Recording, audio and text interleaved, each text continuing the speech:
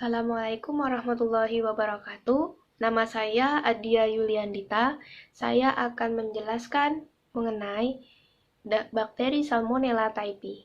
Di sini, bahasan yang saya akan sampaikan adalah struktur dari bakteri Salmonella typhi, ciri-ciri bakteri Salmonella typhi, dan penyakit yang ditimbulkan dari bakteri Salmonella typhi, disertai dengan tanda dan gejala penyakit akibat bakteri Salmonella typhi.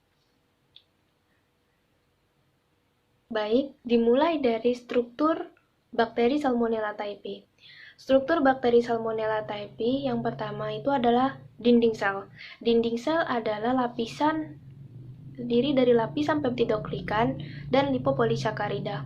Kenapa lipopolisakarida dimiliki oleh bakteri Salmonella typhi? Karena bakteri Salmonella typhi ini termasuk bakteri gram negatif.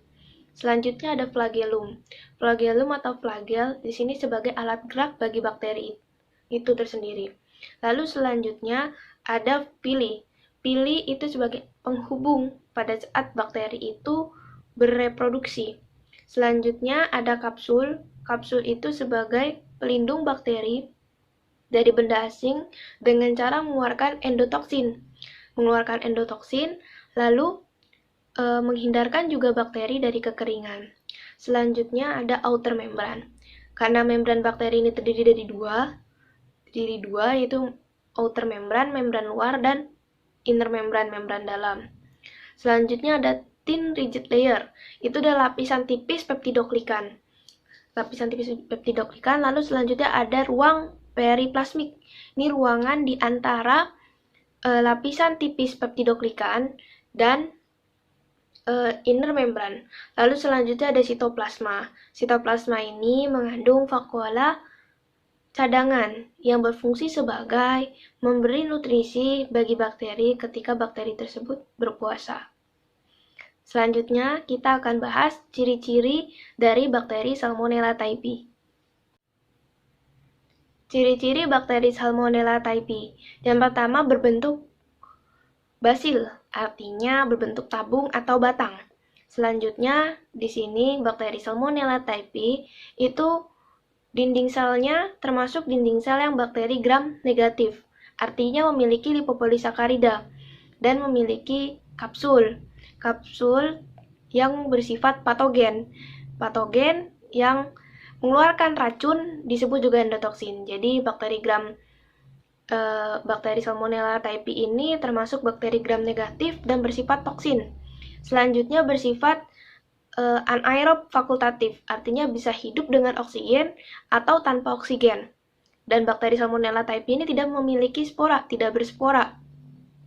Dan memiliki flagel yang berjenis peritrik, artinya flagel ini tersebar di seluruh tubuh dari bakteri Salmonella typhi. Kemudian suhu tubuh yang paling baik maksud di sini adalah bakteri Salmonella typhi tumbuh dan berkembang dengan baik pada suhu 30 derajat Celcius. Selanjutnya kita akan bahas penyakit yang ditimbulkan akibat bakteri Salmonella typhi.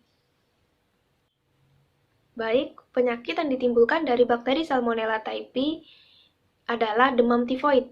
Demam tifoid adalah penyakit infeksi akut yang terdapat pada saluran pencernaan, khususnya usus halus. Di sini akan timbul gejala demam disertai dengan gangguan pencernaan dengan atau tanpa gangguan kesadaran. Perlu diketahui bahwa cara penularan dari demam tifoid atau bakteri Salmonella typhi ini dengan cara fekal oral, artinya bakteri ini masuk bersama makanan atau minuman yang terkontaminasi oleh bakteri Salmonella typhi oleh penderita atau pembawa. Selanjutnya gejala dan tanda. Di sini masa inkubasi dari bakteri Salmonella typhi 7-14 hari atau 3-30 hari.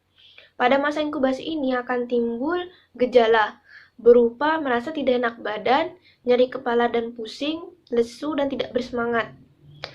Selanjutnya akan masuk ke fase gejala dan tanda dan gejala klinis.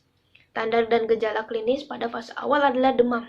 Demam akan berlangsung selama 3 minggu atau lebih. Pada tahap awal, demam ini akan meningkat secara bertahap. Lalu pada keadaan tertentu seperti pada sore hari dan malam hari, suhu tubuh akan meningkat. Dan suhu tubuh akan meningkat secara mendadak ketika mengalami demam tifoid. Selanjutnya pada minggu kedua, penderitanya akan tetap merasa demam. Selanjutnya pada minggu ketiga, demam akan berangsur menurun. Dan pada minggu 4, suhu akan berangsur normal. Pada bayi yang menderita penyakit demam tifoid, ini akan mengalami gejala demam yang tidak beraturan. Dan pada anak-anak akan timbul juga disertai dengan menggigil. Gangguan pencernaan yang dapat dirasakan ketika mengalami penyakit demam tifoid adalah nyeri pada bagian perut. Kemudian perut terasa kembung dan konstipasi serta diare. Konstipasi terjadi ketika merupakan tanda dari gangguan gastrointestinal awal, dan minggu kedua terjadi diare. Demikian yang dapat saya sampaikan mengenai bakteri Salmonella typhi.